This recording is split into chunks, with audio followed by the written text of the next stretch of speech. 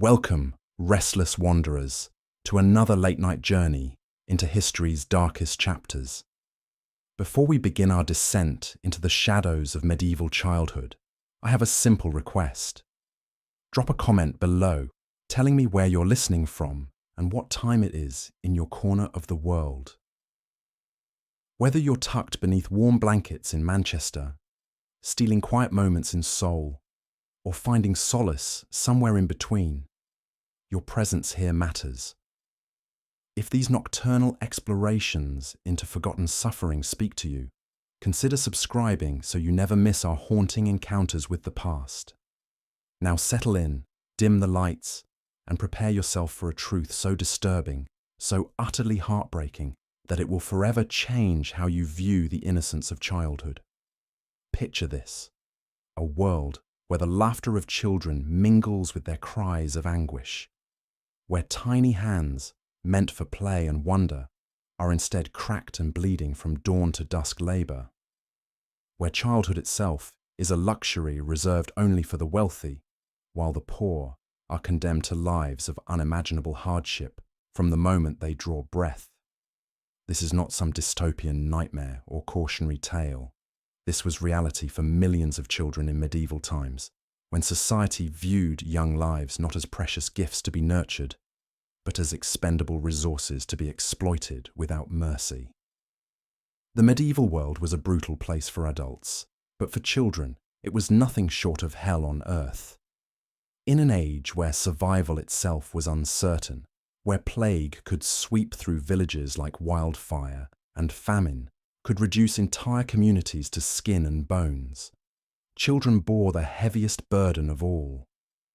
They were the first to be sacrificed when times grew hard, the first to be sent into dangerous mines and mills, the first to suffer when harvests failed and bellies went empty. Today we speak of child labour as a distant evil, something confined to history books and far-off places. But in medieval Europe, it was simply the natural order of things. Children as young as 4 or 5 were expected to contribute to their family's survival, working alongside adults in conditions that would horrify us today. They hauled water from wells before their arms were strong enough to lift the buckets. They tended sheep in freezing mountain passes where wolves prowled and avalanches threatened. They crawled through narrow mine shafts where cave-ins could bury them alive without warning. The aristocracy and clergy might speak of childhood innocence in their grand halls and gilded churches, but for the vast majority of medieval children, innocence was a luxury they could never afford. From the moment they could walk, they were thrust into a world of relentless toil, where their small bodies were pushed to the breaking point and their spirits were crushed beneath the weight of impossible expectations. But this story goes deeper than mere economic necessity.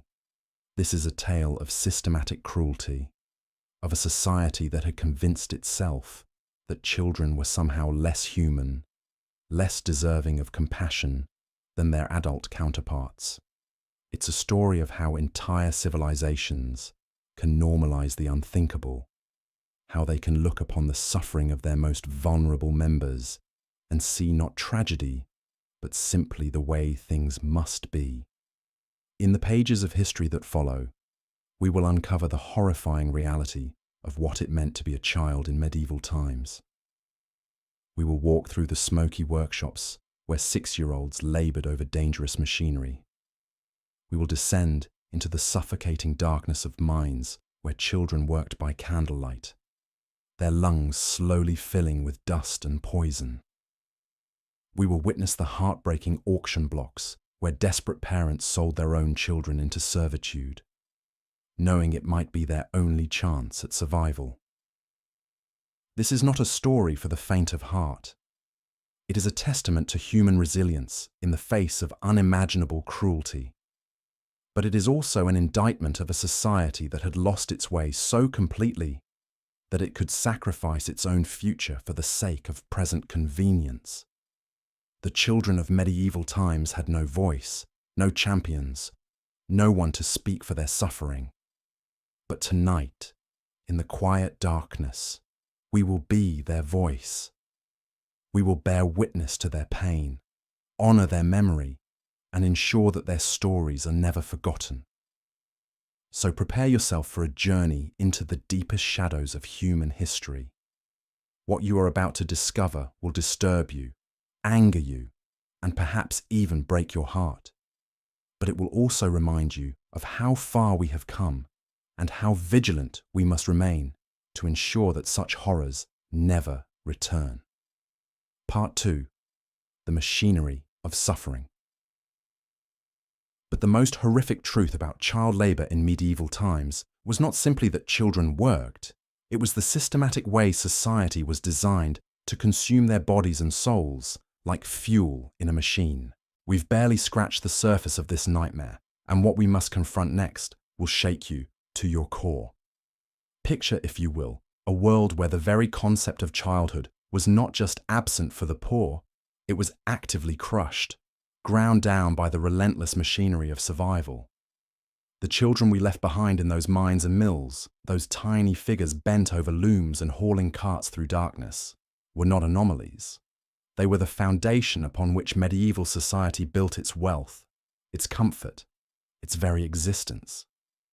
Let me tell you about Emma, a 7-year-old girl in 14th century England whose story, though lost to official records, represents thousands of others.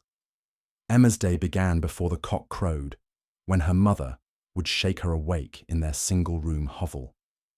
There was no gentle stirring, no loving whispers, just the harsh reality that another day of survival had begun. Emma's breakfast, if you could call it that, consisted of a piece of stale bread and whatever thin gruel her mother could scrape together from barley and water. By the time the sun's first rays crept through the cracks in their mud and wattle walls, Emma was already at work. Her job was to tend the Lord's geese, driving them to pasture with a stick nearly as tall as herself. The geese were worth more than she was. Their feathers provided down for the noble's bedding, their meat graced his table, and their eggs fed his family. Emma, meanwhile, was disposable. If she fell ill, if she was injured by a horse's kick or a goose's angry bite, if she simply collapsed from exhaustion, another child would take her place. The cold was Emma's constant companion. Medieval clothing for peasant children was nothing more than a rough sackcloth, often crawling with lice and fleas. Her feet were bare more often than not, leaving them cracked and bleeding as she walked across frozen fields. In winter, children like Emma would wake to find their hair frozen to the walls, where their breath had condensed and turned to ice during the night. But the physical suffering was only part of the horror. What we must understand is how completely medieval society had normalized the expendability of children like Emma. The very language they used reveals this chilling mindset. They were economic units to be calculated, managed, and discarded when no longer useful. The church, which should have been their protector, instead preached that suffering was godly, that children were born in sin and needed to be broken like wild horses. Priests would tell parents that beating their children was a divine duty, that starving them built character, that working them to exhaustion was preparing them for the afterlife. The very institution that claimed to speak for a God who said, "Suffer the little children to come unto me," had twisted those words into a justification for making children suffer. In the textile workshops of medieval Europe, children as young as 5 worked 18-hour days in conditions that would make a modern sweatshop look humane. Their small fingers were perfect for tying the delicate threads that wealthy merchants would sell across the continent. But those same small fingers would be mutilated by the sharp tools, worn down to the bone by the rough fibers, infected by the dyes that contained lead and mercury.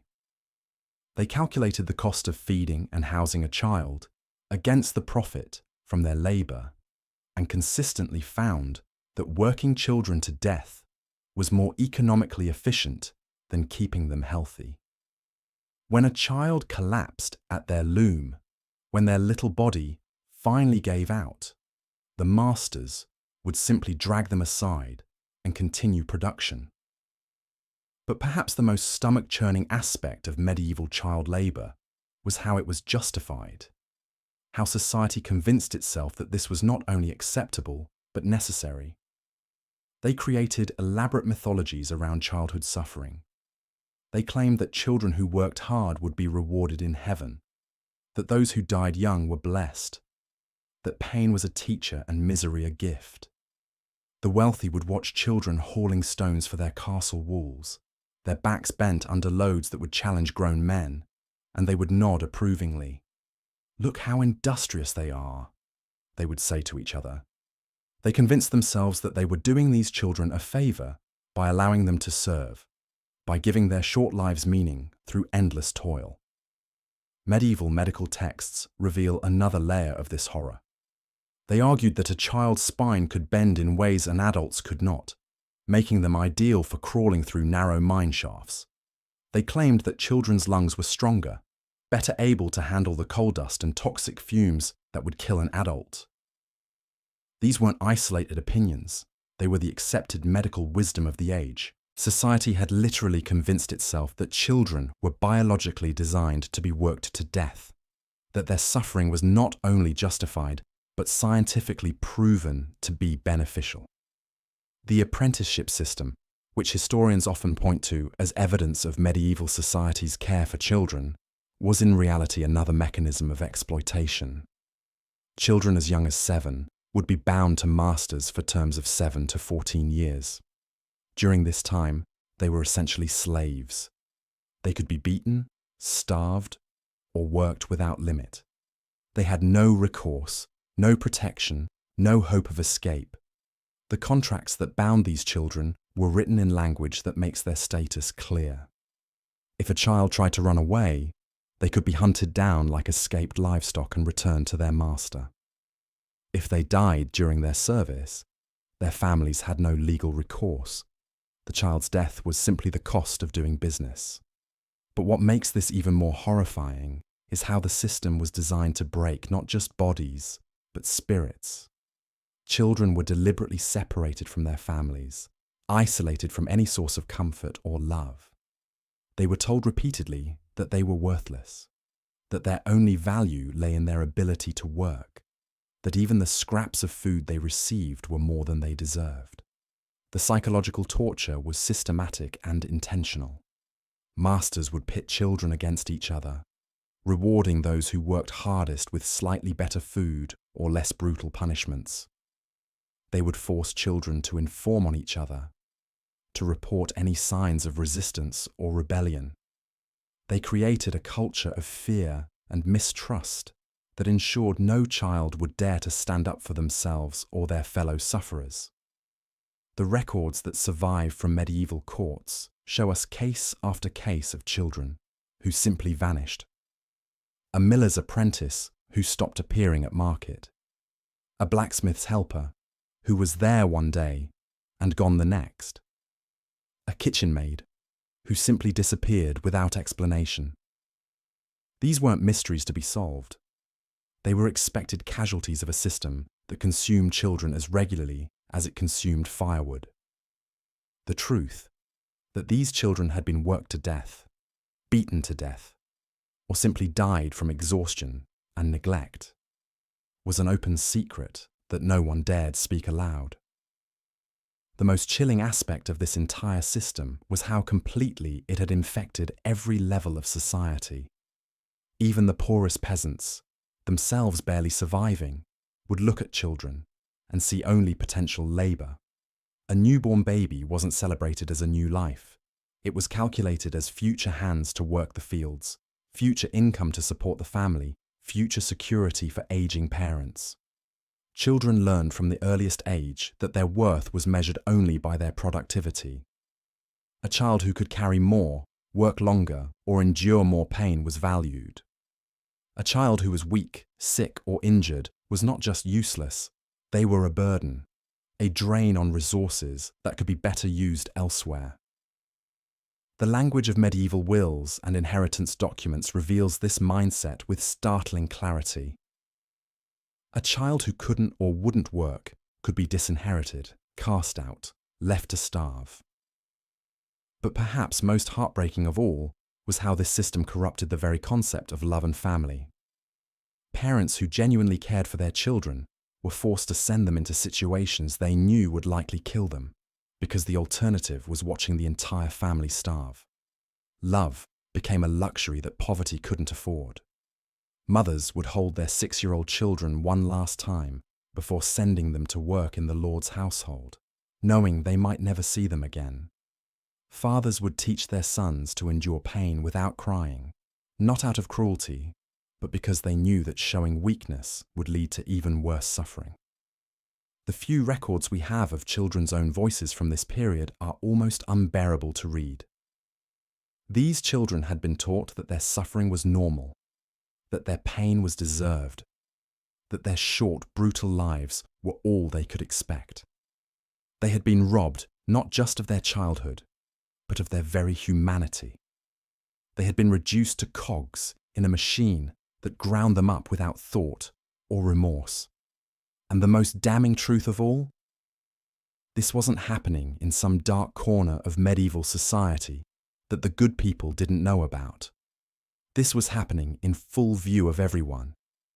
It was happening in the Lord's own household, in the village square, in the church courtyard. It was as visible and accepted as the sunrise. The wealthy would step over exhausted children collapsed in their doorways. Priests would preach sermons while children scrubbed the church floors until their hands bled. Merchants would count their profits while children who had made those profits possible lay dying in the workshops below. This was a society that had not only accepted the systematic torture and murder of children, it had made it the foundation of its entire economic and social structure. The comfort of the few was built upon the agony of the many, and those who suffered most were the smallest, the weakest, the most vulnerable among them. As we continue this journey into the darkness of medieval childhood, as we bear witness to these forgotten voices crying out across the centuries, we must remember that this is not ancient history. This is the story of how human beings, people like us, with the same capacity for love and compassion that we possess, can convince themselves that the unthinkable is not only acceptable, but necessary. The children of medieval times had no voice, no power, no hope of rescue, but we can give them something now that they were denied then. We can remember them, we can honor their suffering, and we can ensure that their stories are not forgotten. The horrors of medieval child labor. Beyond the surface, when we think of medieval childhood, our minds often drift to romanticized images of young apprentices learning noble trades or children playing in castle courtyards. But beneath this sanitized veneer lay a far more sinister reality. The systematic exploitation of children wasn't merely an unfortunate byproduct of harsh times. It was the very foundation upon which medieval society built its wealth and power. The truth is, medieval children weren't just workers. They were expendable resources, their small bodies deliberately sought out for the most dangerous and degrading labor imaginable. What we're about to explore goes far beyond the familiar narrative of young chimney sweeps or farmhands. This is the story of how an entire civilization conspired to rob children of their humanity, turning them into tools for profit, while society watched, sanctioned, and even celebrated their suffering. The children who disappeared into the depths of coal mines at age 6 weren't there by accident. The girls who spent 14 hours a day in textile mills, their fingers bleeding from handling raw wool, weren't victims of circumstance. The boys who died in droves while building cathedrals and castles weren't collateral damage. They were all part of a calculated system designed to extract maximum value from the most vulnerable members of society. What makes this horror truly chilling isn't just the scale of the suffering, it's how completely normalized it became. Medieval society didn't just tolerate child labor, it created elaborate justifications for why children deserved to suffer. Religious leaders preached that hardship purified young souls. Medical authorities claimed that children's bodies were naturally suited for dangerous work. Legal systems enshrined the rights of masters over their child workers while offering no protection for the children themselves. But perhaps the most devastating aspect of medieval child labour was how it systematically destroyed the very concept of childhood itself. In a world where a 7-year-old could be legally bound to 20 years of servitude, where children were bought and sold like livestock, where the death of a child worker was considered less significant than the loss of a good horse, childhood as we understand it simply didn't exist for the vast majority of young people. The stories we're about to uncover aren't just historical curiosities. They're testimonies to one of humanity's darkest chapters. These are the voices that history tried to silence, the experiences that medieval chroniclers rarely bothered to record because they considered child suffering too mundane to merit documentation. Yet their pain echoes across the centuries, demanding to be heard and remembered. As we delve deeper into this world of institutionalized cruelty, we'll discover how medieval society created a perfect storm of exploitation that trapped millions of children in cycles of abuse that often ended only in death. We'll see how economic incentives, religious dogma, and social hierarchies combined to create a system so efficient at destroying young lives that it took centuries to dismantle. The children of medieval times had no advocates, no protections, no hope of escape. They lived and died in shadows, their brief lives consumed by labour so brutal that it defies modern comprehension. Their stories have been buried beneath centuries of historical sanitization, but they deserve to be told in all their horrifying detail, because only by confronting the full scope of what we allowed to happen to our most vulnerable can we hope to prevent such horrors from ever recurring. Looking at these reference videos, I can see the engaging, conversational tone and structure you want me to emulate. Here's part 4 of your script about child labour in medieval times. But even as the church, clan chiefs and feudal lords squeezed every ounce of labour from these young bodies, there existed an even darker truth that historians have long struggled to confront. The systematic exploitation we've discussed so far was merely the surface of a much more sinister reality. Because what we haven't yet explored is how medieval society didn't just accept child labour as necessary. They actively designed systems to ensure that childhood itself became nothing more than a brief inconvenience before a lifetime of servitude began. You see, when we think about medieval childhood today, we might imagine young apprentices learning trades, perhaps harsh but ultimately beneficial to their future. We might picture farm children helping with harvest, contributing to family survival. But this romanticized view completely misses the calculated cruelty that underpinned the entire system. Medieval society had created what can only be described as a machine for consuming young lives, and every institution, every law, every social custom was designed to feed that machine. Let me paint you a picture of what this really looked like. In the great monasteries that dotted the medieval landscape, children as young as 6 were given as oblates, essentially donated to the church by families who could no longer afford to feed them. These weren't acts of religious devotion. They were acts of desperation disguised as piety. And once those monastery doors closed behind these children, they entered a world where their childhood was systematically stripped away, hour by hour, day by day. The monastic rules were clear and unforgiving. These child oblates were expected to rise at midnight for the first prayers of the day. Midnight. Think about that for a moment.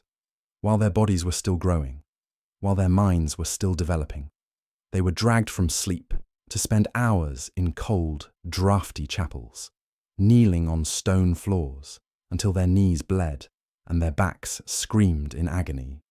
And this was just the beginning of their day. After these midnight prayers, they might get a few hours of fitful sleep before being roused again at dawn for more prayers, followed by a breakfast of thin gruel that would barely sustain a grown man, let alone a growing child. Then came the real work. Copying manuscripts in freezing scriptoriums where a single mistake could result in a beating. Tending to the monastery's fields and livestock. Cleaning floors preparing meals, maintaining buildings, all while being told that their suffering was holy, that their pain brought them closer to God. But here's what makes this even more horrifying. The monastery records that survive from this period reveal something chilling. These institutions actually calculated the exact amount of food, sleep, and rest they could deny these children while still keeping them alive and productive. They had turned child suffering into a science. They knew precisely how much a young body could endure before it broke completely, and they calibrated their demands to stay just within those limits. And when children inevitably became sick from this treatment, when malnutrition and exhaustion took their toll, the monastery's response wasn't compassion, it was replacement. Sick children were often turned out to die, while fresh oblates were brought in to take their place. The monastery ledgers recorded these children the same way they recorded livestock. Numbers in a column. Assets to be used up and discarded. Now, you might think that secular society was somehow better, that at least outside the church walls, children might find some protection. But the reality was even worse. Because while the church at least pretended their exploitation served a higher purpose, secular lords didn't even bother with that pretense. They saw children as nothing more than small adults, whose size made them useful for certain types of work that full-grown labourers couldn't perform. This is where we encounter one of the most disturbing innovations of medieval labour practices: child-specific jobs. These weren't children helping adults with regular work. These were jobs that could only be performed by children, specifically designed to exploit their small size and expendable status. And perhaps nowhere was this more evident than in the emerging mining industry. Deep beneath the earth, in shafts so narrow that grown men couldn't navigate them, children as young as 5 years old were sent crawling through tunnels that would terrify adults. Their job was to drag heavy carts of coal or ore through these cramped passages, their bodies bent double, their lungs filling with toxic dust that would kill them slowly but surely. The mine owners had discovered that children's smaller frames allowed them to access coal seams that would otherwise be unreachable, so they built their entire operations around this discovery. The children who worked these mines lived in a world of perpetual darkness. Many would go weeks without seeing sunlight, descending into the earth before dawn and emerging long after sunset. They developed a distinctive pallor, a greyish skin tone that marked them as mine children, even when they weren't working. Their growth was stunted not just by malnutrition, but by the constant physical compression of crawling through tight spaces. Many developed permanent deformities, their spines curved from years of hunched movement, their limbs twisted from repetitive motions. And here's perhaps the most heartbreaking detail from the records that survive. These mine children often lost the ability to play. Observers noted that when given free time, they would simply sit motionless, staring blankly ahead. The constant fear, the physical exhaustion, the complete absence of joy had literally beaten the childhood out of them. But the mines weren't the only place where medieval society had perfected the art of child-specific exploitation. In the textile mills that were beginning to emerge across Europe, children were prized for their nimble fingers and their ability to crawl under the massive looms to retrieve broken threads or fix mechanical problems. These mills operated on schedules that would challenge adult endurance, running from before dawn until well after dark, with only brief breaks for meagre meals.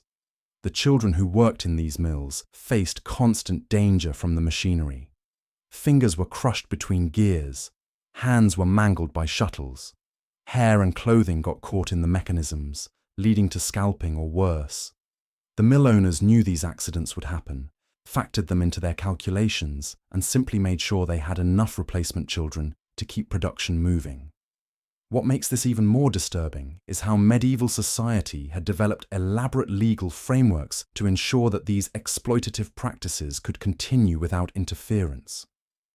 The law of villenage didn't just bind adults to the land, it specifically included provisions for children, ensuring that the moment they were born, Their labor belonged to their lord for life. These weren't contracts that could be negotiated or escaped. They were permanent bonds that treated children as property from birth to death.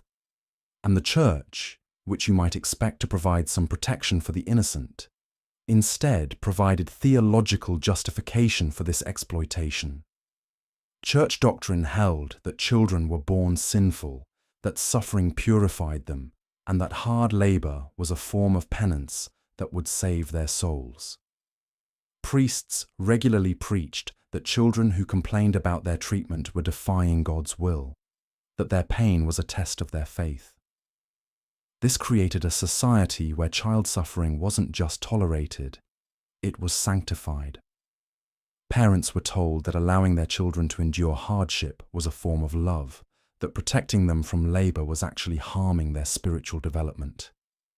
The church had weaponized parental love itself, turning it into another tool for exploitation. But perhaps the most insidious aspect of this system was how it convinced children that their suffering was normal, even beneficial. From the moment they could understand language, these children were told that work was their purpose, that their value lay solely in their ability to labor. They were taught that rest was laziness, that play was sinful, that their own pain was less important than their productivity. The psychological conditioning was so thorough that many children actually began to believe it. They would push themselves beyond their physical limits, not because they were forced to, but because they had internalized the belief that their worth as human beings depended on their ability to work. They had been programmed to participate in their own exploitation. This is what makes the medieval approach to child labor so uniquely horrifying. It wasn't just that children were forced to work. It's that an entire civilization had organized itself around the principle that childhood was an obstacle to overcome, not a stage of life to protect and nurture. Every institution, every law, every social custom reinforced the idea that children existed primarily to serve adult needs, that their own well-being was secondary to their productivity. And the truly tragic part is how successful this system was at perpetuating itself. Children who survived this treatment often became adults who inflicted the same suffering on the next generation, not out of cruelty, but because they genuinely believed it was necessary and right. The system had created its own justification, its own momentum, its own terrible logic that made escape nearly impossible. As we continue to explore this dark chapter of human history, we must remember that we're not just talking about economic systems or labor practices. We're talking about a fundamental betrayal of the most vulnerable members of society, a systematic destruction of innocence that scarred entire generations and shaped the course of human development in ways we're only beginning to understand. The children of medieval times weren't just workers. They were casualties in a war against childhood itself, victims of a society that had forgotten that protecting the young is one of the most basic responsibilities of civilization. The screams piercing the morning air were not from celebration, but from terror. As we delve deeper into this dark history, we must confront perhaps the most devastating truth of all: that medieval society's greatest victims were not the warriors who fell in battle, or the peasants who toiled in fields, but the children who bore the crushing weight of adult expectations from the moment they could walk. These were not the cherished innocents we might imagine, protected and nurtured until they came of age. Instead, they were viewed as miniature adults, their small bodies and developing minds pressed into service for the economic survival of their families and the enrichment of their lords. By the age of 5 or 6, most children had already been stripped of any semblance of childhood wonder. Their days began before dawn, not with play or learning, but with back-breaking labor that would challenge even the strongest adults. In the textile mills that dotted the medieval landscape, tiny fingers worked the looms with mechanical precision, their movements guided not by choice, but by the harsh necessity of survival. The air in these workshops was thick with dust and fibres that choked young lungs, while the constant noise of machinery drowned out any cries of exhaustion or pain. These child workers were not volunteers in some quaint apprenticeship program. They were bound by contracts their parents had signed, often in exchange for meagre sums that barely covered the family's most basic needs. The children themselves had no say in these arrangements, no voice in determining their fate. They were property, pure and simple, their labour bought and sold like any other commodity in the medieval marketplace. The conditions they endured would shock even the most hardened modern observer. Working days that stretched from sunrise to sunset, often lasting 14 or 15 hours, these children operated dangerous machinery with little protection or safety measures. Accidents were commonplace and devastating. Small hands caught in spinning wheels, feet crushed by heavy equipment, bodies broken by falls from elevated workstations. When injuries occurred, there was no compensation, no medical care beyond the most rudimentary treatments. A maimed child was simply replaced by another desperate family's offering. But the physical dangers were only part of the horror. The psychological toll of this existence was perhaps even more devastating. Children learned early that their value lay solely in their productivity, that their worth as human beings was measured by how much work they could complete in a day. Love, affection, and nurturing were luxuries that few could afford. Parents, themselves ground down by the relentless demands of survival, had little emotional energy left to comfort their suffering children. The bonds that should have provided security and warmth were strained to the breaking point by the brutal realities of medieval economics. In the mines that honeycombed the landscape, children as young as 7 or 8 crawled through narrow tunnels that adults could not navigate. Their small size, rather than being seen as a sign of their vulnerability, was viewed as an asset to be exploited. They hauled heavy carts loaded with coal or ore, their developing spines permanently curved by the weight. The air they breathed was thick with dust and toxic fumes that would claim their lives long before they reached adulthood if they were fortunate enough to survive the immediate dangers of cave-ins and explosions. The agricultural sector was no kinder to its youngest workers. Children worked the fields alongside adults, their small bodies bent over crops for hours at a time. They scattered seeds with hands that should have been holding toys, harvested grain with tools that were too large and heavy for their frames. During harvest season, the pressure was especially intense.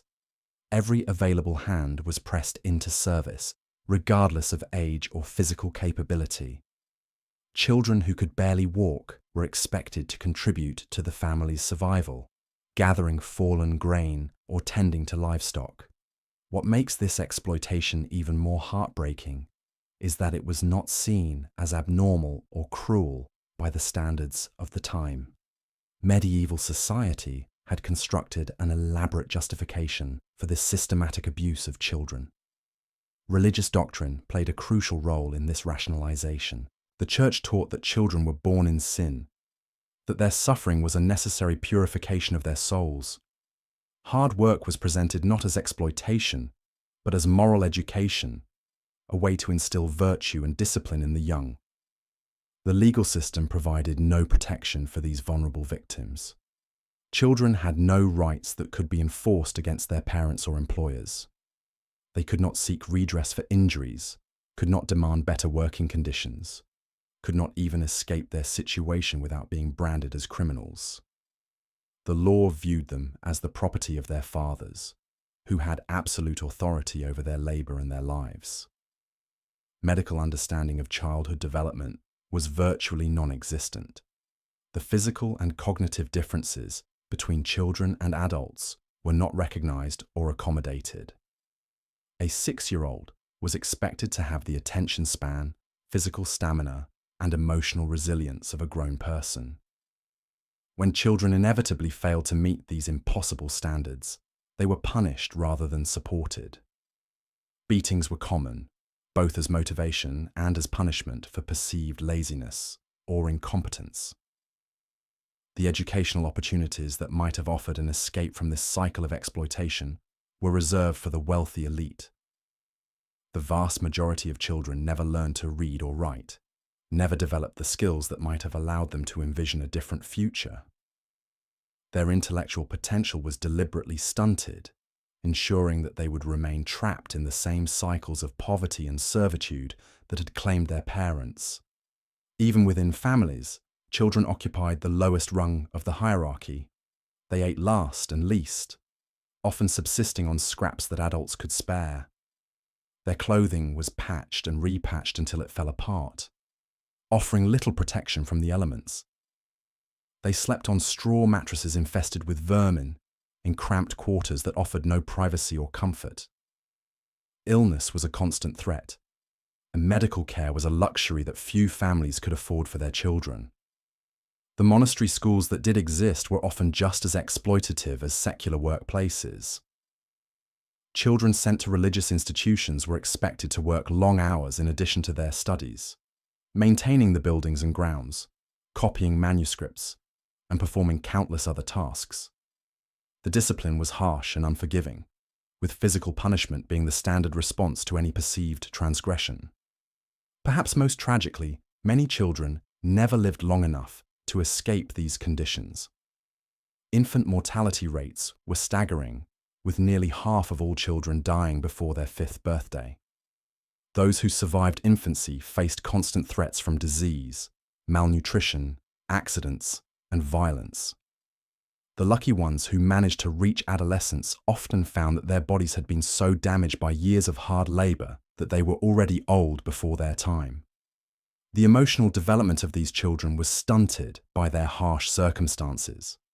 They learned early to suppress their natural impulses toward play and exploration, understanding that such behavior would be met with swift and severe punishment. The creativity and curiosity that should characterize childhood were systematically crushed by the relentless demands of survival. Many grew up unable to form healthy relationships, having never experienced the unconditional love and support that children need to develop properly. For girls, the situation was often even worse. In addition to the same brutal working conditions endured by boys, they faced the additional burden of gender-based discrimination and violence. They were valued even less than their male counterparts, and were often the first to be sacrificed when families faced difficult choices. Sexual abuse was common and rarely prosecuted, as girls were seen as having little value beyond their potential economic contribution. The apprenticeship system, often romanticized in modern depictions of medieval life, was frequently just another form of child exploitation. Young apprentices were bound to masters who had nearly unlimited authority over them.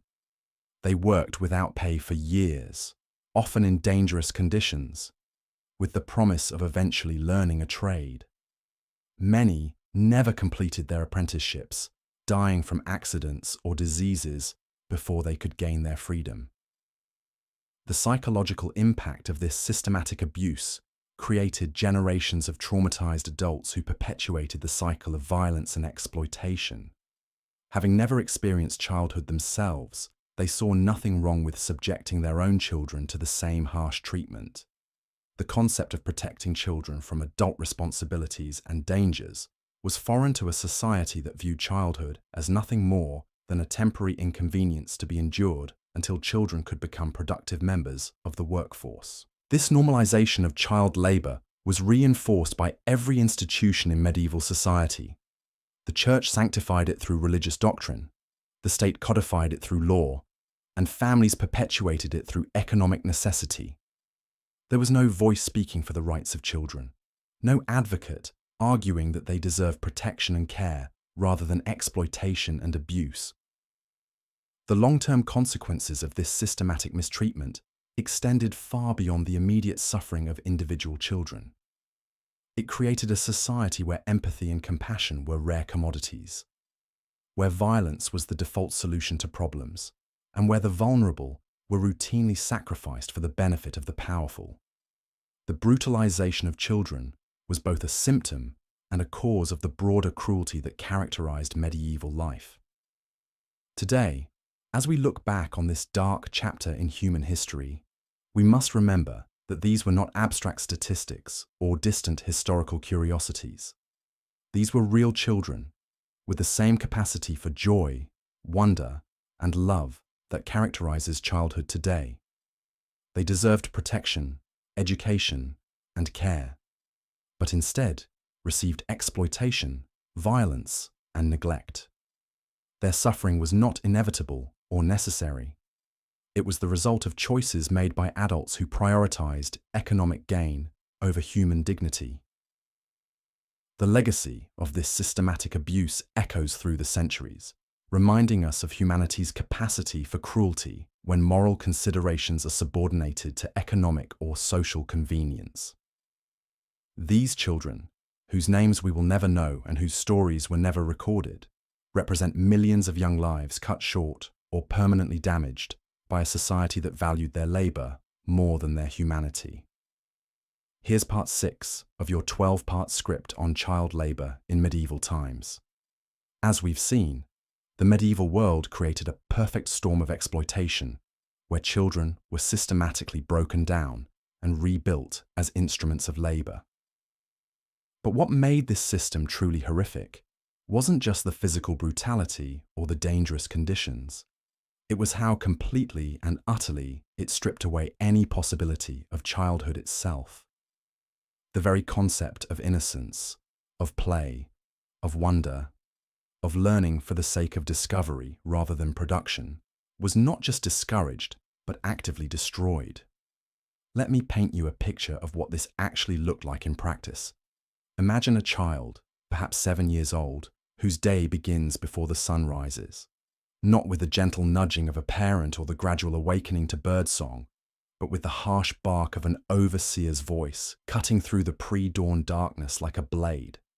There's no breakfast waiting, no warm embrace, no moment of comfort to ease the transition from sleep to consciousness. Instead, there's the immediate, crushing weight of expectation and the ever-present threat of violence for any perceived slowness or reluctance.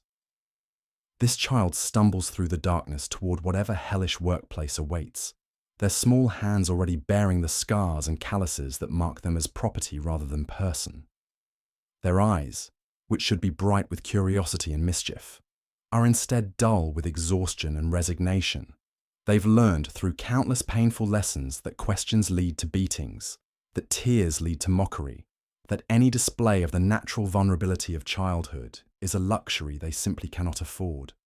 The workday stretches ahead like an eternity, 12 hours, 14 hours, sometimes 16 hours of relentless mind-numbing labor. And during every single one of those hours, this child must maintain a level of focus and productivity that would challenge a grown adult. Because the consequences of failure aren't just harsh words or a deduction in pay. They're physical violence, deliberate starvation, public humiliation designed to break not just the body, but the spirit itself. But here's what's truly devastating about this system. It wasn't content to simply exploit children's bodies. It had to corrupt their minds as well. These children were taught, from their earliest moments of consciousness, that their worth as human beings was entirely dependent on their ability to produce value for others. They learned that love was conditional, that safety was earned through submission, that their own needs and desires were not just unimportant, but actively dangerous to express. Think about what this does to a developing mind. A child's brain is designed to learn through exploration, through play, through the safe trial and error that comes from being protected and nurtured. But medieval child laborers were forced to develop in an environment where any mistake could result in severe punishment, where creativity was discouraged, where the natural curiosity that drives human learning was systematically crushed. They learned to read, not the written word, but the micro-expressions of their overseers. They became experts in detecting the slightest shift in mood that might signal incoming violence. They developed an almost supernatural ability to make themselves invisible, to anticipate needs before they were spoken, to endure pain without crying out. These were survival skills, honed to perfection through necessity. But they came at the cost of everything that makes childhood precious and formative. The psychological manipulation was perhaps even more insidious than the physical abuse. These children were told, repeatedly and convincingly, that they were lucky to have work, that without their labor they would starve, that their suffering was noble, even holy. They were taught to be grateful for the opportunity to sacrifice their bodies and their futures for the benefit of others. This wasn't just exploitation.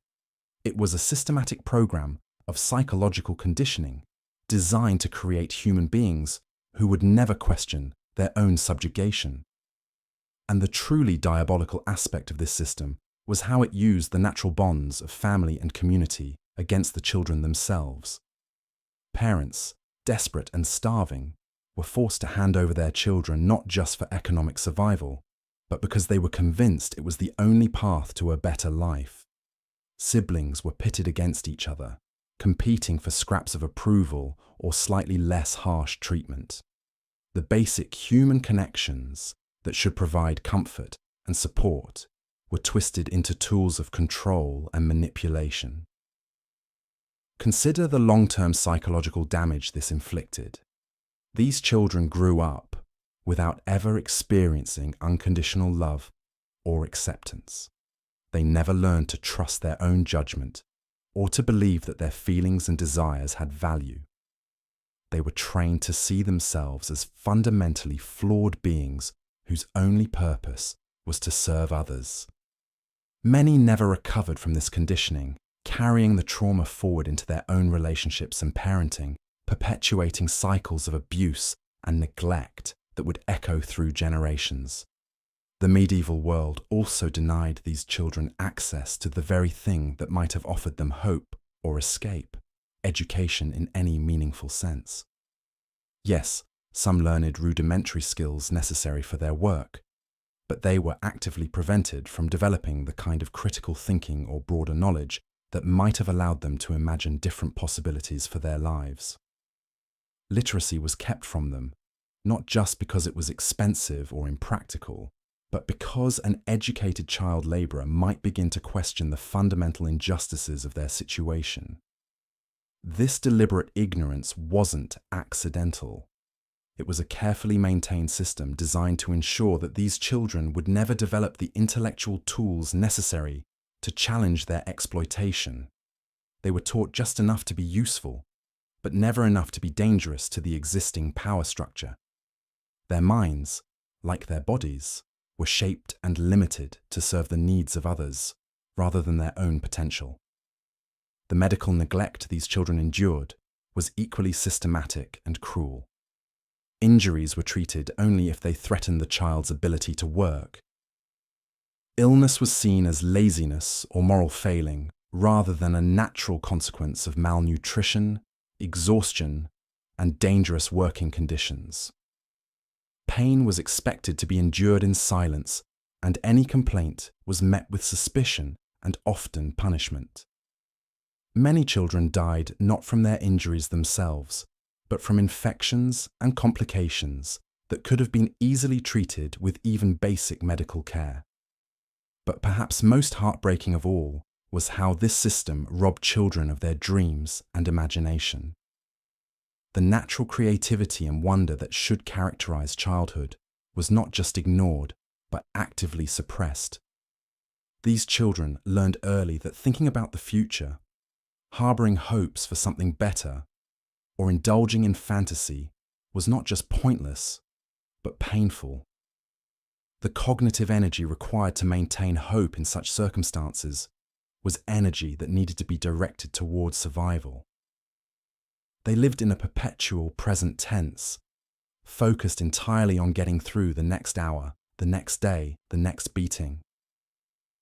The psychological concept of a future self, of planning and goal setting and dreaming about possibilities, was a luxury they simply couldn't afford. This truncated sense of time and possibility had profound effects on their development, creating adults who struggled to plan, to hope, to believe that change was possible. The social isolation these children experienced was equally damaging. Cut off from normal peer relationships, from play, from the gradual social learning that helps children develop empathy and social skills, they often became stunted in their emotional development.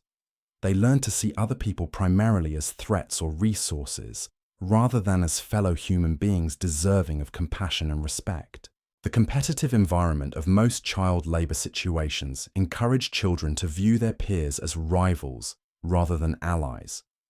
Friendships, when they formed at all, were fragile things that could be shattered by the need to compete for food, for slightly better treatment, or simply for survival.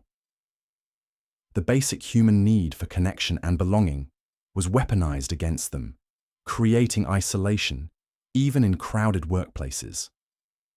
And through all of this systematic destruction of childhood, medieval society maintained the fiction that this was all natural, inevitable, even beneficial.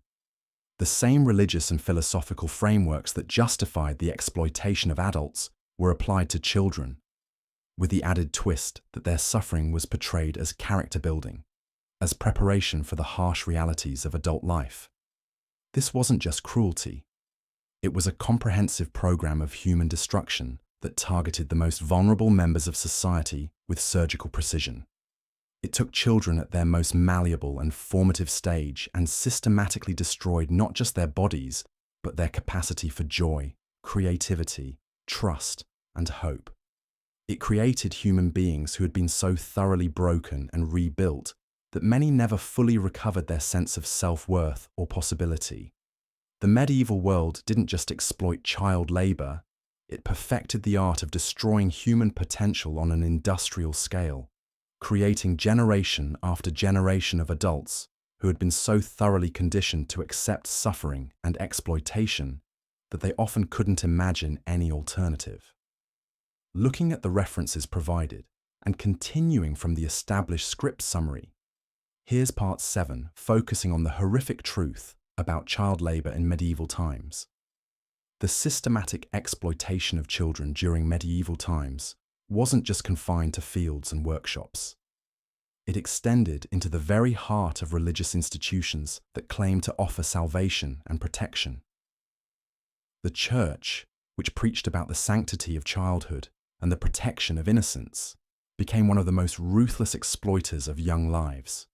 Monastery schools and cathedral workshops turned into grinding mills of human misery, where children as young as 4 were forced into lives of absolute servitude under the guise of religious education.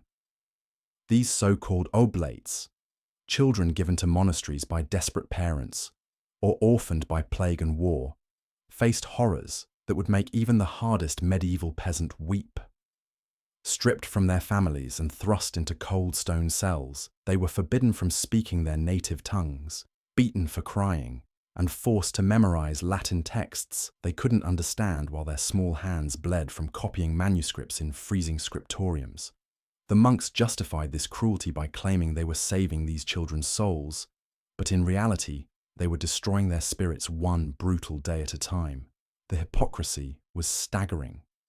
While abbots lived in luxury, dining on roasted meats and fine wines, child oblates survived on thin gruel and stale bread.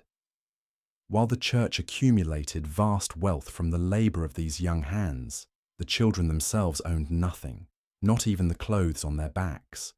They slept on straw pallets in damp cells, woke before dawn for prayers they barely comprehended, and spent their days in back-breaking labour that would have challenged grown men. But the religious exploitation went far beyond monastery walls. Cathedral construction sites became death traps for children who were forced to carry heavy stones, mix mortar with their bare hands, and climb dangerous scaffolding with loads that bent their developing spines. The great cathedrals that still inspire awe today were built on the broken bodies of countless children whose names were never recorded, whose suffering was never acknowledged. These magnificent structures, held up as testaments to divine glory, were actually monuments to human cruelty. The church's appetite for child labor was insatiable. Young boys were castrated to preserve their high voices for cathedral choirs, their childhood sacrificed for the aesthetic pleasure of wealthy patrons. Girls were forced into convents where they faced lives of grinding domestic servitude, forbidden from leaving, beaten for any sign of rebellion. The vows of poverty, chastity, and obedience weren't spiritual choices for these children. They were chains that bound them to lives of absolute misery. What made this exploitation particularly sinister was how it was wrapped in the language of salvation and divine purpose. Parents were told that giving their children to the church was an act of supreme piety that would guarantee their family's place in heaven. Children were brainwashed into believing that their suffering was holy, that their pain brought them closer to God. This psychological manipulation was perhaps the cruelest aspect of all, turning victims into willing participants in their own destruction. The medical beliefs of the time provided another layer of justification for this horror. Church physicians claimed that children's bodies were naturally suited for hard labor because they were more flexible and resilient than adult bodies. They argued that physical hardship actually strengthened young people's moral character and prepared them for adult responsibilities. These pseudoscientific theories gave religious authorities the perfect excuse to work children literally to death, while claiming it was for their own good. The scale of this exploitation was truly breathtaking. Every major monastery, cathedral, and religious house across Europe maintained a steady supply of child laborers. Thousands upon thousands of young lives were consumed in the church's endless hunger for wealth and power. Yet, this massive system of abuse remained largely hidden from public view, protected by the church's authority and the population's religious devotion. Children who tried to escape faced punishments that defy description.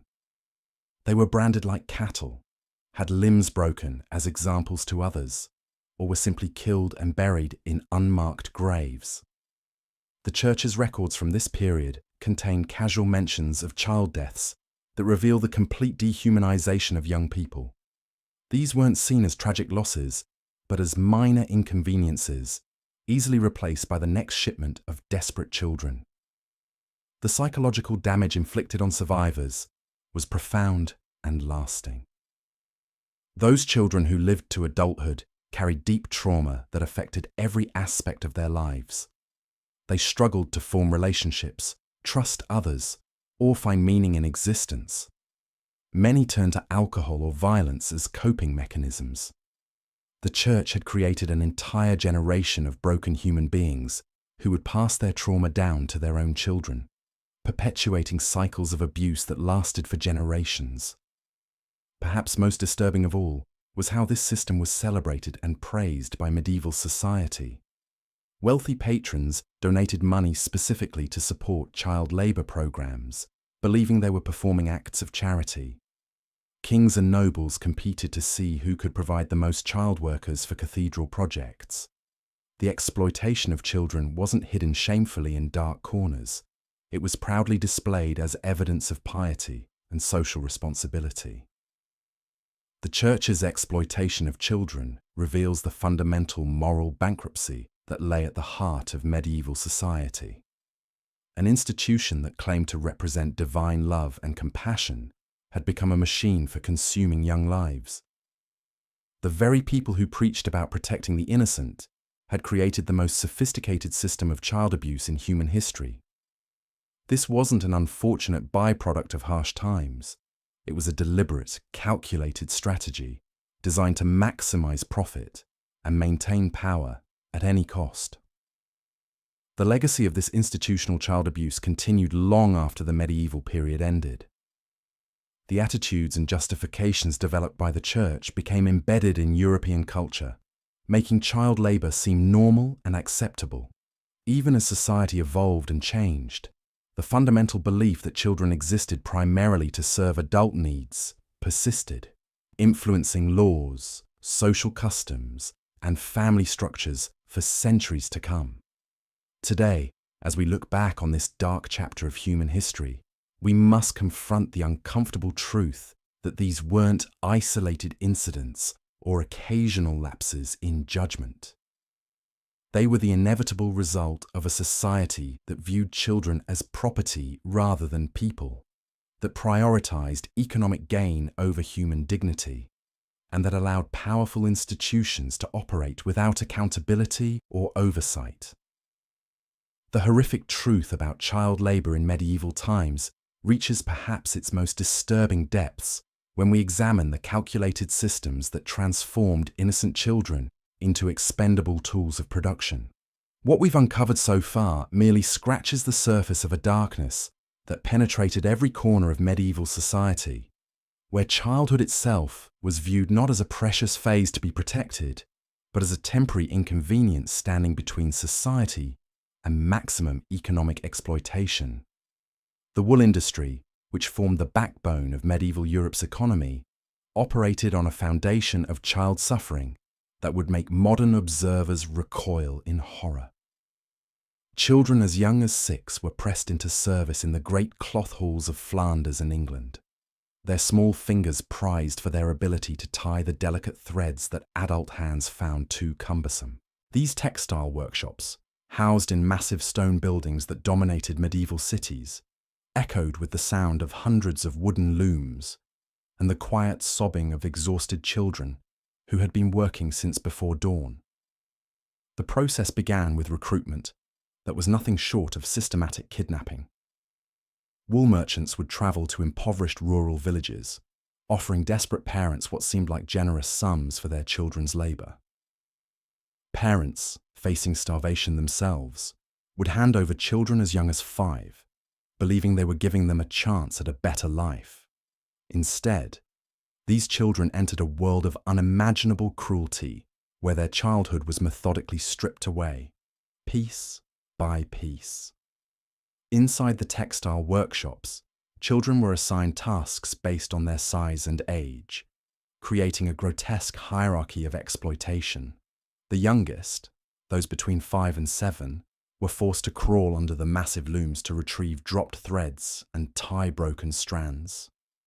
The space beneath these machines was barely 3 feet high, forcing children to spend 12 to 14 hours a day in cramped, suffocating conditions. The air was thick with wool fibers that filled their lungs, causing chronic coughing and respiratory problems that would plague them for their shortened lives. Children between 8 and 10 graduated to the spinning wheels, where they would spend endless hours turning raw wool into thread. Their small hands would become permanently stained with dyes, and the repetitive motion would cause their fingers to curl into claw-like shapes that they could never fully straighten. The workshop masters discovered that children's hands, being smaller and more nimble, could produce finer thread than adults, making them invaluable to the production process. The older children, those between 11 and 14, operated the looms themselves under the watchful eyes of adult overseers who carried leather whips and wooden rods. These children were expected to maintain the same pace as adult workers while receiving only a fraction of the food and rest. They worked from before sunrise until well after sunset, with only brief breaks for thin gruel and stale bread. The workshop floors were covered with a mixture of wool fibers, dirt, and the blood from countless small injuries that went untreated. What made this system particularly insidious was its legal framework. Medieval law recognized children as the property of their parents, who could essentially sell their labor for years at a time through binding contracts. These agreements, often written in Latin that illiterate parents couldn't understand, typically bound children to 7-year terms of service. The contracts contained clauses that allowed workshop owners to extend the terms for minor infractions, meaning many children would spend their entire youth in servitude. The psychological manipulation employed in these workshops was as devastating as the physical abuse. Children were told repeatedly that they were fortunate to have work, that their families had abandoned them, and that the workshop was now their only home. They were given numbers instead of names, stripped of their individual identities and forced to compete against each other for scraps of food or moments of rest. Those who showed signs of rebellion were made examples of in front of the other children, beaten severely or locked in dark chambers beneath the workshops for days at a time. The medical consequences of this exploitation were horrific and permanent. Children's growing bodies, subjected to malnutrition and constant physical strain, developed severe deformities. Their spines curved from hunching over looms, their legs became bowed from standing on hard stone floors for endless hours, and their eyesight deteriorated from working in dimly lit conditions. Many developed what we would now recognize as repetitive stress injuries, their joints swelling and becoming painful from the constant, repetitive motions required in textile production. Perhaps most tragically, the workshop owners discovered that they could maximize productivity by exploiting children's natural desire for approval and belonging. They would identify the most vulnerable children, those who had been completely abandoned by their families, and shower them with small kindnesses, creating a twisted form of Stockholm Syndrome. These children would become enforcers among their peers, reporting on those who spoke of escape or rebellion, believing that their loyalty might earn them better treatment or eventual freedom. The dyeing process, crucial to producing the colourful fabrics prized by medieval nobility, exposed children to toxic chemicals that would slowly poison their systems. Children were forced to stir vats of boiling dye with their bare hands, the chemicals burning their skin and releasing fumes that damage their lungs and nervous systems. The most valuable dyes, those that produced the deep purples and brilliant reds favoured by the wealthy, contained lead and mercury compounds that would accumulate in children's bodies, causing neurological damage that manifested as tremors, confusion, and premature death.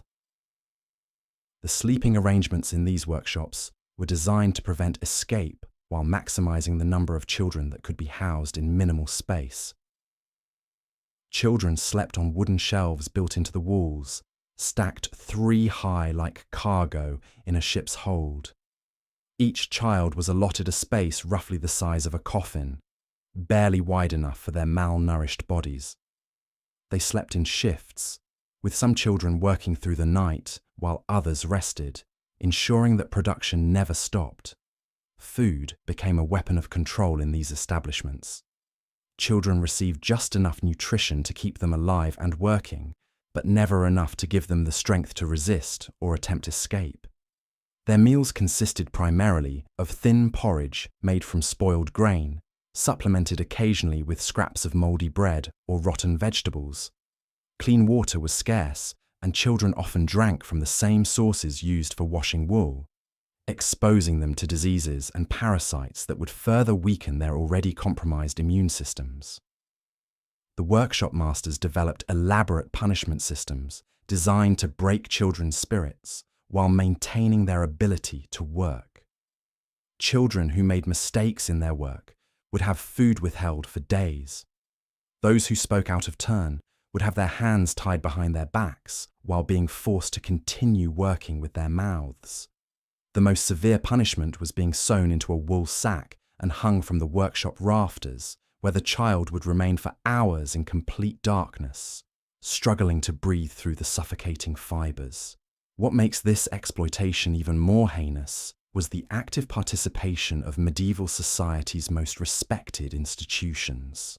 The church, which preached about protecting the innocent, owned many of these workshops and used child labour to produce the elaborate vestments and tapestries that decorated their cathedrals. Monastery records from this period contain detailed accounts of children's productivity, tracking them like livestock and calculating their monetary value to the penny. The nobility, who wore the beautiful fabrics produced by these suffering children, were fully aware of the conditions in which their clothes were made. Contemporary accounts describe nobles visiting workshops to select specific children whose work they admired, treating them like particularly skilled farm animals. Some nobles would even request that certain children be assigned permanently to producing their personal wardrobes, creating a form of fashion slavery where a child's entire existence revolved around satisfying one person's vanity. The guild system, which supposedly protected workers' rights and maintained quality standards, actively perpetuated child exploitation by establishing age requirements that ensured a steady supply of cheap labour. Guild regulations specified that certain types of work could only be performed by children, institutionalizing their abuse under the guise of traditional craftsmanship. Master craftsmen were required to maintain specific ratios of children to adults in their workshops, with the children's wages going directly to the guild leaders rather than to the children themselves. Perhaps most disturbing was the way medieval society justified this cruelty through twisted interpretations of religious doctrine. Church leaders preached that suffering was good for children's souls, that hard work would teach them humility and prepare them for heaven. They cited biblical passages about the virtue of labor while conveniently ignoring teachings about protecting the innocent and caring for the vulnerable. This religious sanction gave workshop owners moral cover for their exploitation, allowing them to present their cruelty as a form of spiritual education. The long-term consequences of this systematic abuse extended far beyond the workshops themselves. Children who survived their terms of service emerged as broken adults, physically deformed and psychologically scarred. Many were unable to form normal relationships or trust other people, having learned from their earliest years that adults were sources of pain and exploitation. They often perpetuated the cycle of abuse, becoming workshop overseers themselves and inflicting on the next generation the same cruelties they had endured. The economic impact of this child labour was staggering, generating enormous wealth for workshop owners while keeping the children themselves in perpetual poverty. Records from major textile centres show that child workers produced goods worth hundreds of times their own maintenance costs, creating profit margins that would be considered obscene even by modern standards. This wealth was used to build the great merchant houses and fund the lavish lifestyles of the medieval bourgeoisie, all built on a foundation of children's suffering. The medical establishment of the time, such as it was, actively participated in this exploitation by developing theories that justified the abuse of children. Medieval physicians claimed that children's bodies were naturally more resilient than adults, that hard work would strengthen their constitutions, and that the pain they experienced was necessary for proper physical development. These pseudo-scientific justifications provided another layer of social sanction for practices that any reasonable person should have recognized as torture. As we delve deeper into this medieval horror, we must confront the uncomfortable truth that child labor in the textile industry was not an aberration or an unfortunate side effect of economic necessity.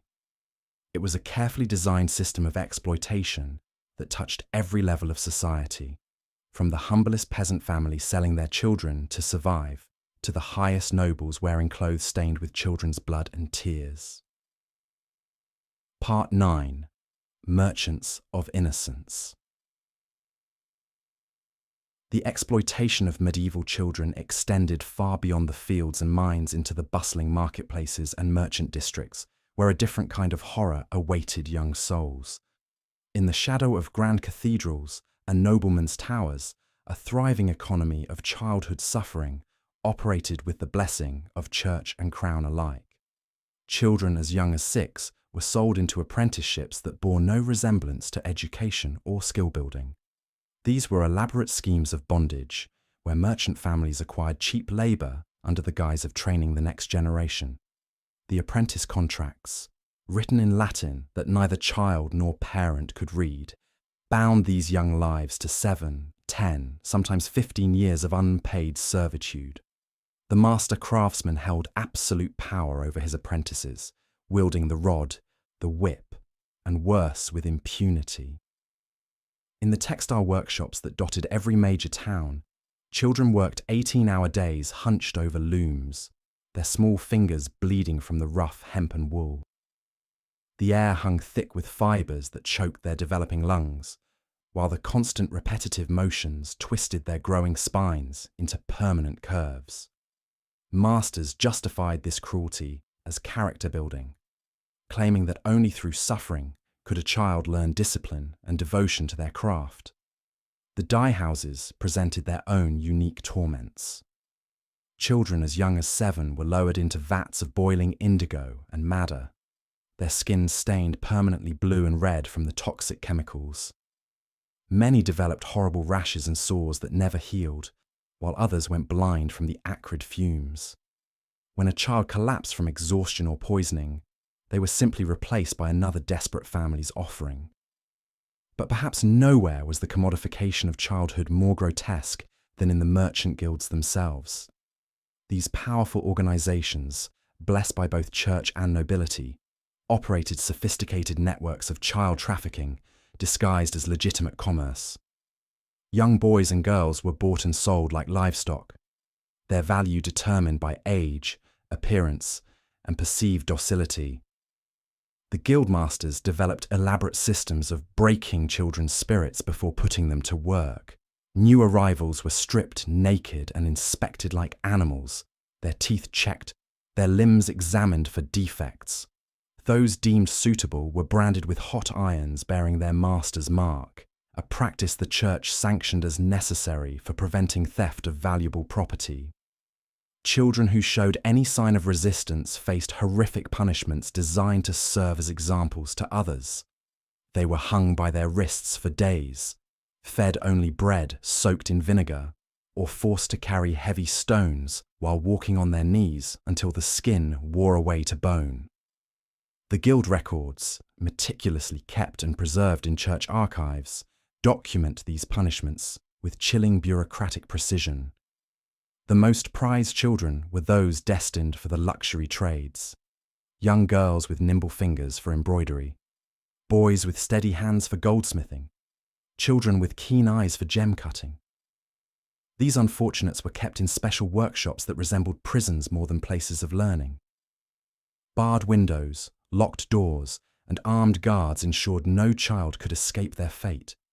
In the embroidery houses, girls worked by candlelight until their eyes failed, creating elaborate tapestries and vestments for the wealthy. Their fingers, constantly pricked by needles, became infected and swollen, but they were forced to continue working even as pus oozed from their wounds. The guildmasters sold their creations for enormous profits while feeding the children scraps and housing them in cellars barely fit for animals. The goldsmith workshops subjected boys to even worse conditions. They worked with mercury and other toxic metals without protection, slowly poisoning themselves as they created ornate jewelry and religious artifacts. The masters knew these children would be dead within a few years from metal poisoning, but they calculated this into their business model, always having fresh replacements ready. Perhaps most sinister was the church's direct involvement in this commerce of suffering. Monasteries operated their own workshops, where children laboured to create illuminated manuscripts, religious artifacts, and other sacred objects. The monks justified this exploitation as holy work, claiming that children's suffering brought them closer to Christ's own passion. In the monastery, scriptoriums, children as young as 8 spent their days hunched over parchment, copying religious texts in perfect script. Their hands cramped into permanent claws from gripping quills, while their backs curved from bending over their work. The monks beat any child whose handwriting showed the slightest imperfection, leaving scars that served as permanent reminders of the price of imperfection. The creation of illuminated manuscripts demanded even greater suffering. Children mixed paints from toxic minerals, their hands stained with lead and mercury that slowly poisoned their blood. The fine detail work required such concentration that many children developed severe eye problems, eventually going blind from the strain. When their usefulness ended, they were cast out to beg in the streets, their years of service forgotten. The monastery workshops also produced religious artifacts using child labour in ways that would be unimaginable today. Young boys were forced to work with molten metals and blazing forges, creating crucifixes and chalices while suffering terrible burns. The monks claimed these injuries were blessed wounds that brought the children closer to sainthood, a twisted theology that justified endless cruelty. The guild system's corruption extended to the very contracts that bound these children. Written in deliberately obscure legal language, these documents were designed to trap children and their families in perpetual debt. Hidden clauses extended apprenticeships indefinitely, while penalty fees for imagined infractions could add years to a child's servitude. Families who signed these contracts often discovered too late that they had essentially sold their children into slavery. The guild masters demanded payment for the child's food, shelter, and training, charges that always exceeded any potential wages. This created a system of debt peonage that could last generations, with children inheriting their parents' obligations to the guilds. The church provided legal backing for this system through ecclesiastical courts that always ruled in favor of the guilds. Priests who blessed these contracts claimed they were performing a Christian service by providing structure and purpose for wayward children. The theological justification was that childhood suffering prepared souls for the hardships of adult life, while teaching humility and obedience to God's will. But the true horror lay in how this system normalized the commodification of childhood innocence. Children were reduced to units of production, their worth measured only by their output and obedience. The guild ledgers recorded them alongside tools and raw materials, noting their depreciation value as they aged and became less useful. The merchant families who operated these workshops lived in luxury built on childhood suffering. They wore fine clothes created by bleeding fingers, ate sumptuous meals paid for by children's unpaid labor, and built grand houses with profits extracted from young lives. The contrast between their wealth and the children's misery was stark, yet society accepted this as the natural order. The psychological damage inflicted on these children was as severe as the physical abuse. Torn from their families at young ages, they formed desperate attachments to masters who showed them even minimal kindness. This created a twisted form of Stockholm Syndrome where children defended the very system that oppressed them, believing they deserved their suffering. The guild masters exploited this psychological manipulation expertly, alternating between brutal punishment and small kindnesses to keep children compliant. A master might beat a child bloody one day, then offer a crust of sweet bread the next, creating emotional dependency that made escape seem impossible even when opportunities arose. Those few children who did attempt to flee faced savage retribution. The guilds maintained networks of informants and bounty hunters who tracked down runaways with relentless efficiency. Captured children were subjected to public floggings that served as warnings to others, their broken bodies displayed as testament to the futility of resistance. The church provided additional support for this system of oppression through sermons that praised childhood suffering as spiritually beneficial. Priests taught that children who endured hardship without complaint were following Christ's example, while those who rebelled were serving Satan. This religious justification made resistance seem not just futile, but actively sinful. The guild workshops became breeding grounds for disease, as children weakened by malnutrition and overwork succumbed to every passing illness. Plague, typhus, and consumption swept through these establishments regularly, killing dozens of children at a time. The masters simply ordered fresh supplies of young workers, treating these deaths as acceptable business losses. The bodies of dead children were often disposed of in mass graves outside town walls, unmarked and unmourned. Some masters sold corpses to medical schools for dissection, extracting profit even from death. The church blessed these arrangements, claiming the children's bodies would serve God's purpose by advancing medical knowledge. In this economy of suffering, childhood innocence became just another commodity to be bought, sold, and consumed. The medieval world had created a system so thoroughly corrupted that it transformed society's most vulnerable members into instruments of production, their humanity stripped away in service of profit and religious dogma. The merchants of innocence operated with complete impunity, protected by laws that treated children as property, and blessed by a church that saw suffering as salvation. The systematic exploitation of children in medieval society wasn't just confined to the fields and mills. Within the shadowy confines of religious institutions, young souls were subjected to forms of psychological manipulation and spiritual coercion that scarred them for life.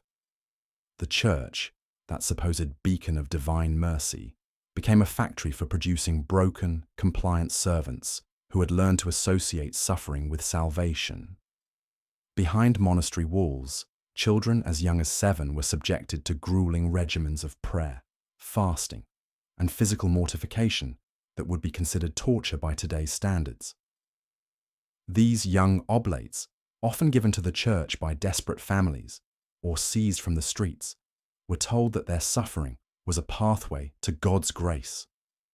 They were made to believe that their pain had meaning, that their tears were offerings, that their broken spirits were evidence of divine favor. The psychological manipulation was perhaps even more devastating than the physical abuse. These children were systematically stripped of their individual identities, their names replaced with numbers or biblical appellations, their personal histories erased and rewritten to serve the institution's narrative. They were taught that questioning authority was a sin, that expressing pain was weakness, that longing for freedom was evidence of spiritual corruption. In the scriptorium, young scribes hunched over parchment for 18 hours a day, their developing spines curving into permanent deformities as they copied religious texts in freezing conditions. Their fingers, stained black with ink and blood from countless paper cuts, moved mechanically across the pages while their minds retreated into protective numbness. The slightest error meant a beating. The smallest sign of fatigue resulted in extended fasting, and any display of emotion was met with isolation in stone cells barely large enough for a child's body. The kitchen monasteries were equally horrific chambers of exploitation. Children worked over blazing fires and scalding cauldrons, their hands and arms bearing the permanent scars of burns and scalds. They lifted heavy pots that strained their developing muscles, inhaled toxic smoke that damaged their lungs, and worked with sharp knives that frequently claimed fingers and left lasting wounds. The heat was unbearable, the hours endless, and the expectation of perfection absolute. In the gardens and fields attached to religious houses, child labourers toiled under the pretense of learning agricultural skills, but the reality was far more sinister. They were human beasts of burden, carrying loads that would challenge grown men, working in all weather conditions without adequate clothing or shelter, and subjected to the whims of overseers who saw them as expendable resources rather than developing human beings. The most insidious aspect of this religious exploitation was how it was presented as education and spiritual development. Parents were told their children were receiving the finest possible upbringing, learning to read and write while growing closer to God. The reality was that these institutions were manufacturing traumatized individuals who had been conditioned to accept abuse as normal, to seek approval through suffering, and to suppress their natural instincts for self-preservation and joy. The psychological conditioning employed by religious institutions was methodical and devastating. Children were taught that their bodies were sinful vessels that needed to be punished into submission. They were forced to participate in their own degradation, confessing to sins they hadn't committed, begging for forgiveness for imaginary transgressions, and competing with one another to demonstrate who could endure the most suffering for God's glory. Sleep deprivation was used as a tool of control, with children roused multiple times throughout the night for prayers and contemplation. This constant exhaustion made them more malleable, less likely to resist, and more dependent on their captors for basic survival. Their developing brains, deprived of the rest necessary for healthy growth, often suffered permanent damage that affected their cognitive abilities and emotional regulation for life. The sexual abuse that occurred within these religious institutions was systematic and protected by layers of secrecy and spiritual justification. Children were told that their bodies belonged to God and that serving the physical needs of their spiritual superiors was a form of worship. The trauma of these experiences was compounded by the victims' belief that they were somehow complicit in their own abuse, that their suffering was deserved, and that speaking out would damn their souls to eternal torment. Medical care was deliberately withheld as a form of spiritual discipline. Sick children were told that their illnesses were manifestations of spiritual weakness or divine punishment for their sins. They were denied basic treatments and comforts, forced to endure pain and disease as tests of their faith. Many died from easily treatable conditions, while their caregivers praised their holy suffering and used their deaths as examples to terrorize other children into compliance. The educational component of these institutions was equally exploitative. Children were taught to read and write not for their own betterment, but to serve the institution's needs more effectively. Literacy was presented as a privilege that could be revoked at any moment, creating a climate of constant anxiety and desperate competition among the children to maintain access to this basic human right. The economic exploitation extended beyond simple labor. These children were essentially enslaved workers whose output generated significant wealth for the institutions that claimed to care for their souls. The manuscripts they copied, the goods they produced, the crops they harvested, all contributed to the church's vast economic empire, while the children themselves received nothing but subsistence-level food and shelter. The long-term psychological damage inflicted on these children created generational cycles of trauma and dysfunction. Those who survived to adulthood often became perpetrators themselves, having internalized the belief systems that had been used to justify their own abuse. They went on to work in similar institutions, passing down the same patterns of exploitation and cruelty to new generations of vulnerable children. The institutions developed sophisticated methods for selecting the most vulnerable children. Orphans, children from desperately poor families, and those with physical or mental disabilities were particularly targeted because they had fewer advocates and were less likely to be missed if they disappeared or died. These children were seen as society's surplus population, expendable resources that could be consumed in service of supposedly higher purposes. Even death was exploited as a tool of psychological control. When children died from overwork, abuse, or neglect, their deaths were presented to the survivors as examples of holy martyrdom.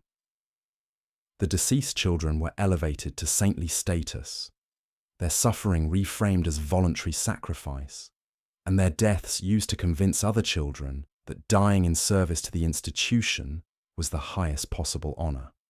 The religious framework provided perfect cover for these atrocities because it transformed obvious abuse into spiritual discipline, clear exploitation into religious education, and systematic torture into character building.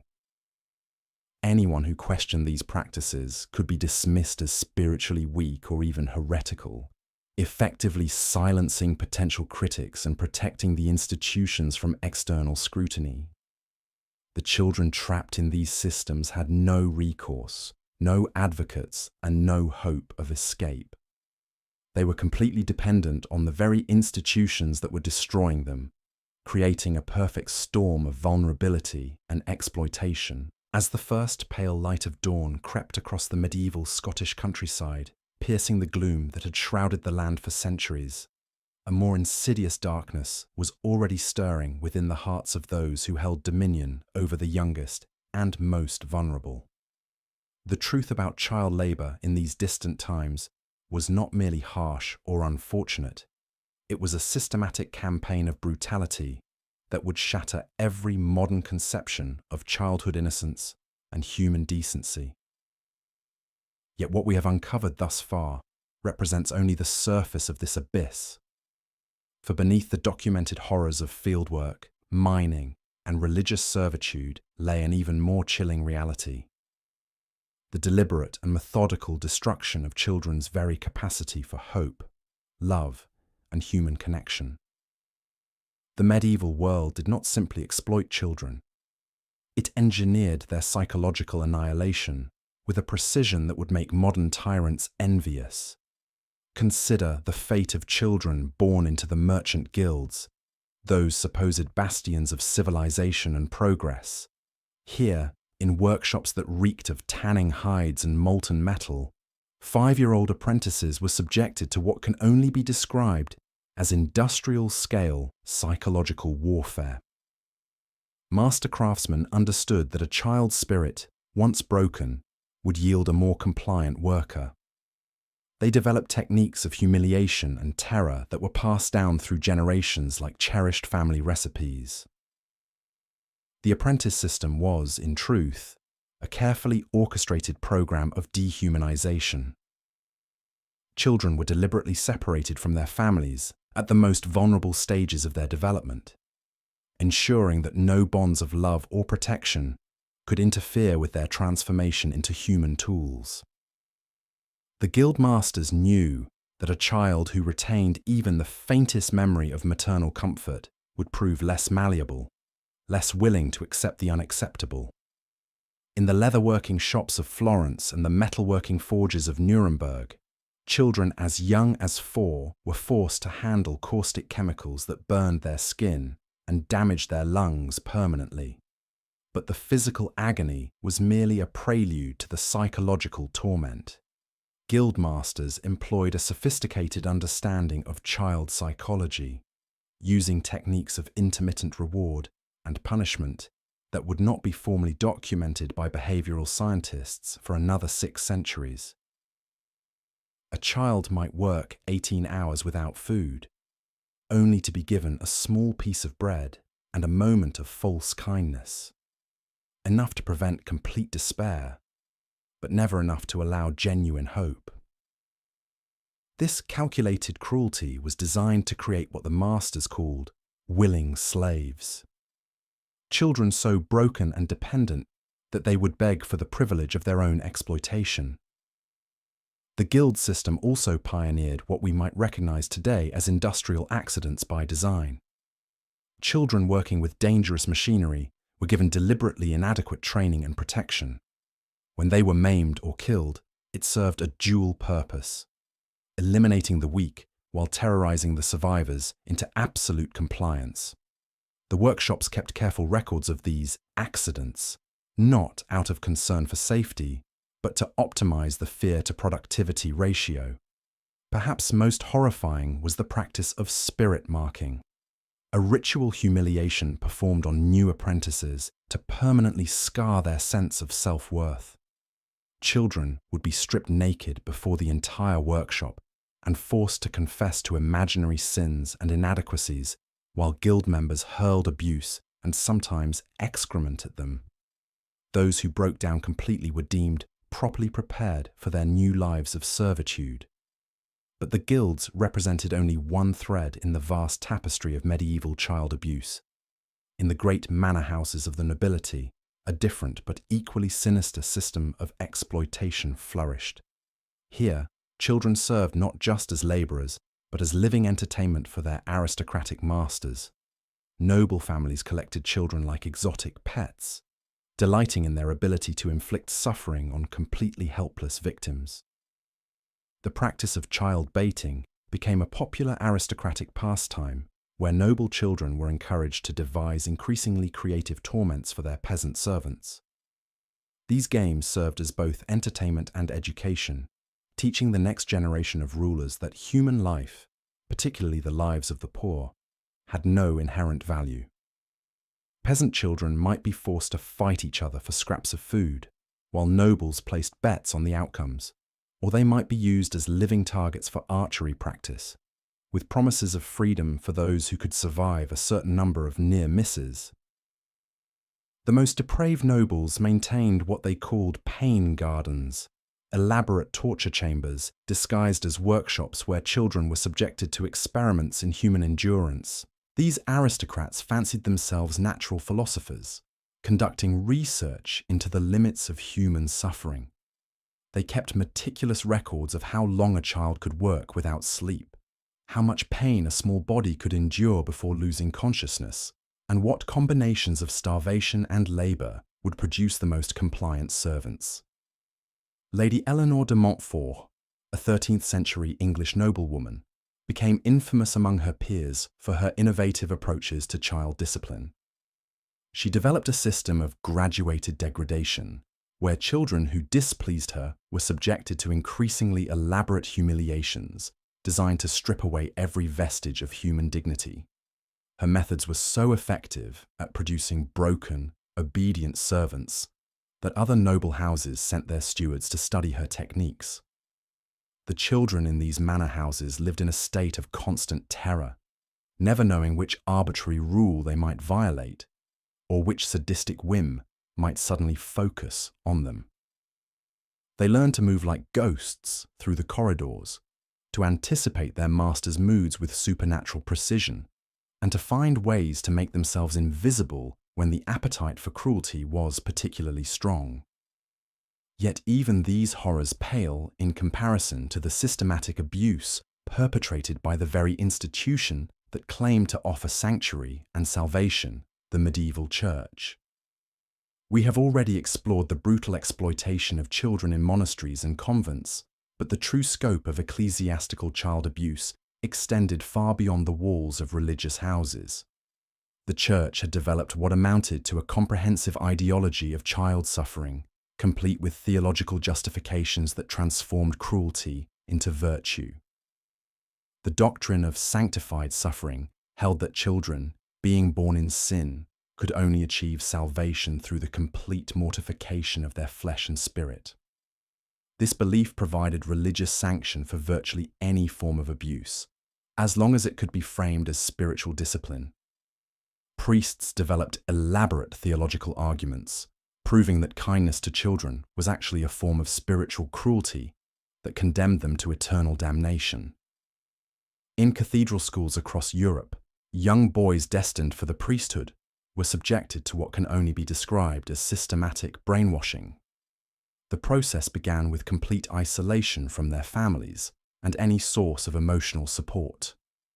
They were then subjected to a regimen of physical deprivation, sleep interruption, and psychological manipulation designed to break down their individual personalities and rebuild them as perfect instruments of church authority. The holy discipline administered in these schools included beatings that were calculated to cause maximum pain without permanent injury, prolonged periods of solitary confinement in underground cells, and forced participation in their own humiliation. Boys were required to confess to sins they had never committed and to beg for punishments that grew more severe with each iteration. Those who showed any sign of independent thought or emotional resilience were marked for special attention until their spirits were completely crushed. The church also pioneered the use of child informants, training young novices to spy on their fellows and report any sign of rebellion or unauthorized human connection. Boys learned that friendship was betrayal, that kindness was weakness, and that their only hope of survival lay in complete submission to ecclesiastical authority. The most successful products of this system became the next generation of church leaders, carrying forward the cycle of abuse with the fervor of true believers. But perhaps the most chilling aspect of medieval child exploitation was its sheer ubiquity. There was literally no corner of society where children could expect protection or kindness. Even the families that should have provided love and security were often the primary agents of their children's destruction. Poverty and desperation had created a culture where children were viewed as economic assets to be exploited rather than human beings to be nurtured. Parents routinely sold their children into various forms of bondage, often with the full knowledge that they were condemning them to lives of unimaginable suffering. The practice was so common that elaborate markets developed where children could be bought and sold like livestock, with different prices based on age, physical condition, and perceived usefulness. These markets operated openly in major cities, with church and secular authorities taking their cut of the profits through licensing fees and taxes. The psychological impact of this commodification on the children themselves cannot be overstated. They learned from their earliest conscious moments that they had no inherent worth as human beings, that their only value lay in their capacity to generate profit or provide entertainment for their betters. This fundamental understanding shaped every aspect of their worldview, creating generations of human beings who had been systematically taught to despise themselves and accept their own degradation as natural and inevitable. The medieval world had, in effect, created a perfect system for the industrial production of human misery. Every institution, every social structure, every cultural norm was designed to ensure that children would be broken, exploited, and ultimately discarded without ever experiencing the basic human experiences of love, safety, or hope. It was a civilization that had turned the destruction of innocence into both an art and a science, leaving behind a legacy of trauma that would echo through the centuries. As we stand at the threshold of understanding the full scope of this historical horror, we must confront an uncomfortable truth. The medieval treatment of children was not an aberration or an accident of history. It was the logical outcome of a society that had elevated power, profit, and religious dogma above the most basic principles of human decency. And in recognizing this truth, we are forced to ask ourselves what other horrors our own civilization might be perpetrating in the name of progress, prosperity, and righteousness. The darkness that consumed medieval childhood was not born of ignorance or primitive understanding. It was the product of sophisticated systems of exploitation that were refined and perfected over centuries. These were not crimes of passion or moments of weakness, but carefully planned and methodically executed campaigns of human destruction.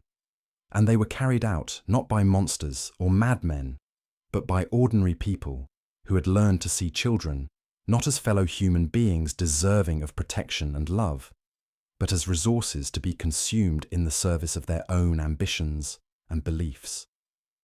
In the end, the true horror of medieval child labour was not simply the physical suffering it inflicted, though that was immense. It was the systematic destruction of the very possibility of human flourishing, the deliberate creation of a world where love was weakness, hope was delusion, and the natural bonds between human beings were seen as obstacles to be overcome, rather than treasures to be cherished. Looking at the reference materials and your requirements, I'll write the final part of this 12-part script about medieval child labour. Here's part 12. But even as these institutions systematically exploited children for their labour and suffering, there were moments when the sheer brutality of the system became impossible to ignore completely.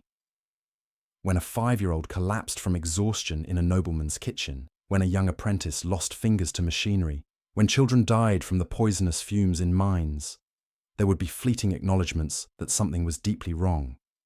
Yet these moments of recognition were quickly swept aside by the overwhelming machinery of exploitation that had become so deeply embedded in medieval society. The legal frameworks that governed medieval life were carefully constructed to ensure that child labour remained not just permissible, but essential. Laws mandated that children as young as 7 could be bound into service for years at a time. Courts routinely ruled in favour of masters who claimed ownership over children's bodies and time. The concept of childhood as a protected period of development was not merely absent, but actively suppressed by legal structures that treated children as economic units rather than human beings deserving of care and protection. Religious authorities played a particularly insidious role in perpetuating these systems of exploitation. They crafted theological justifications for child suffering, preaching that hardship was a divine gift that would purify young souls and prepare them for eternal salvation. Children were told that their pain was holy, that their exhaustion was righteous, that their tears were offerings to God. This spiritual manipulation made resistance not just difficult, but seemingly sinful, trapping children in cycles of abuse that were blessed by the very institutions that claimed to care for their souls. The psychological impact of this systematic exploitation extended far beyond the immediate physical harm.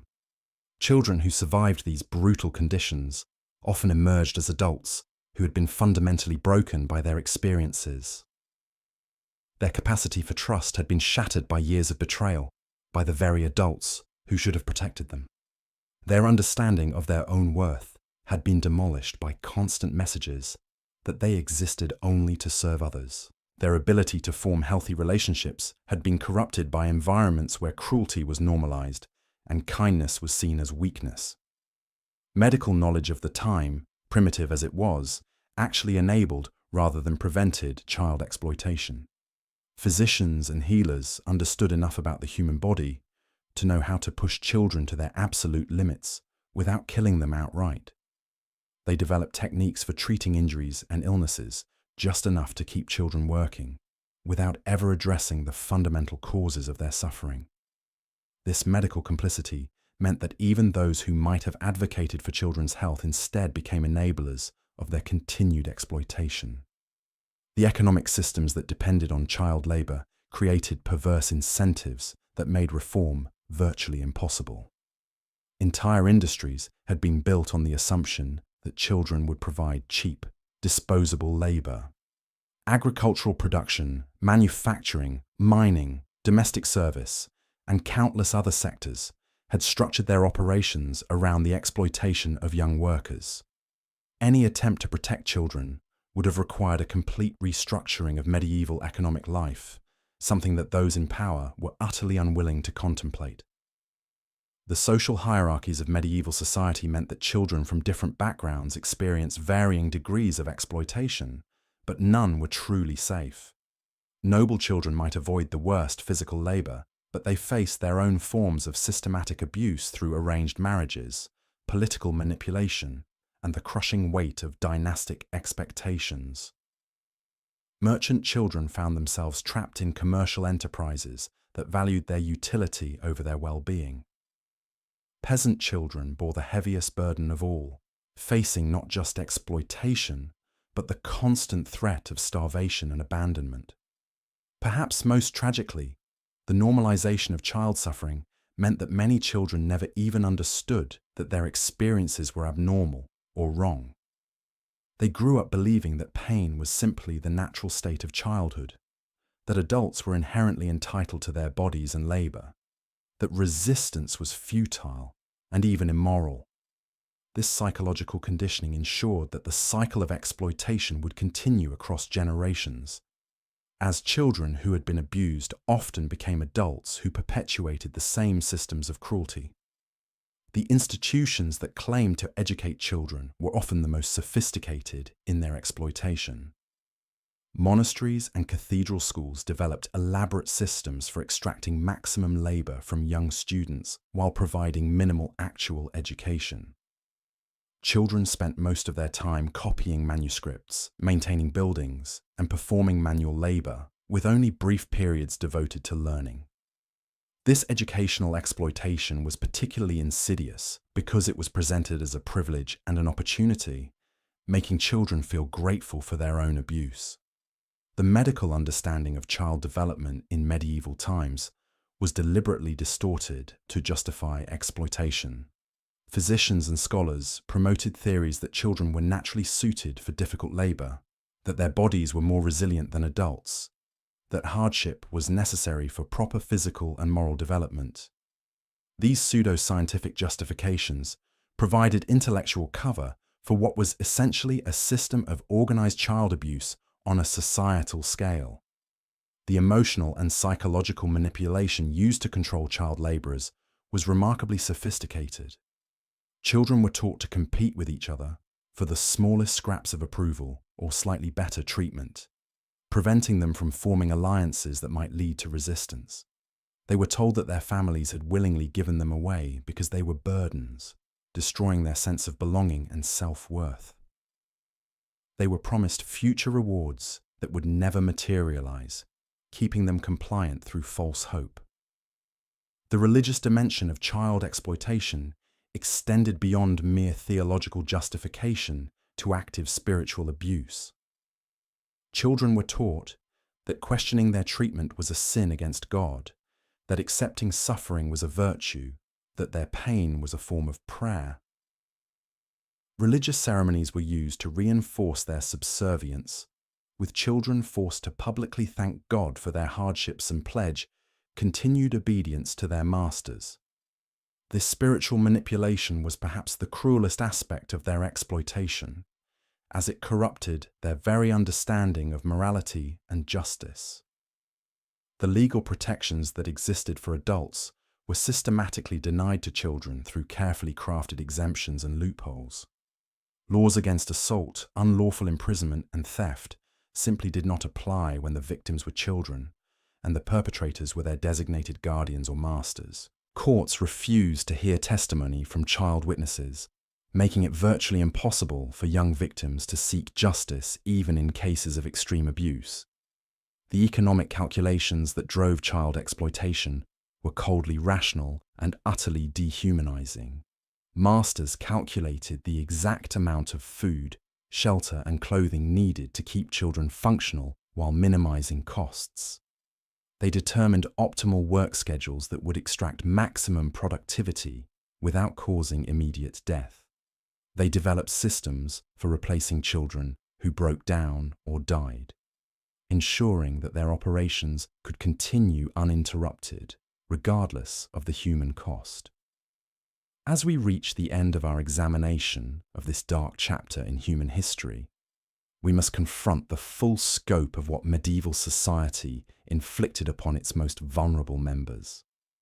This was not merely a failure to protect children or an unfortunate byproduct of harsh times. This was a systematic, intentional, and comprehensive program of exploitation that touched every aspect of medieval life. It was enabled by institutions that claimed moral authority, justified by intellectual frameworks that twisted knowledge to serve power, and perpetuated by economic systems that valued profit over humanity. The children who suffered under these systems left few records of their own experiences, their voices silenced by death, trauma, or the simple fact that their lives were considered unworthy of documentation. But the evidence of their suffering is written in the very structures of medieval society, in the economic systems that depended on their exploitation, in the religious justifications for their abuse, in the legal frameworks that denied their humanity.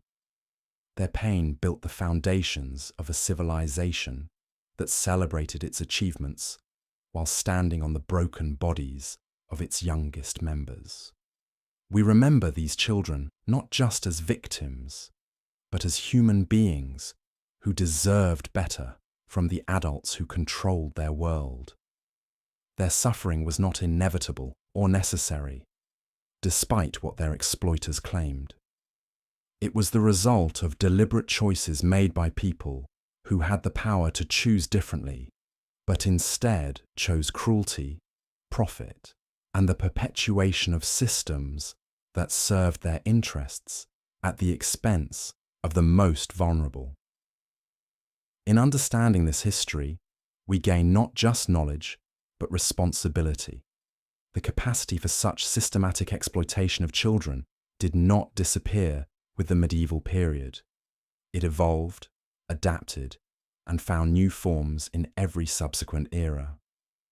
Only by honestly confronting the depths of what humans are capable of inflicting upon children can we hope to recognize and prevent such exploitation in our own time. The children of medieval Europe deserve to be remembered, their suffering acknowledged, and their humanity finally recognized, even if that recognition comes centuries too late.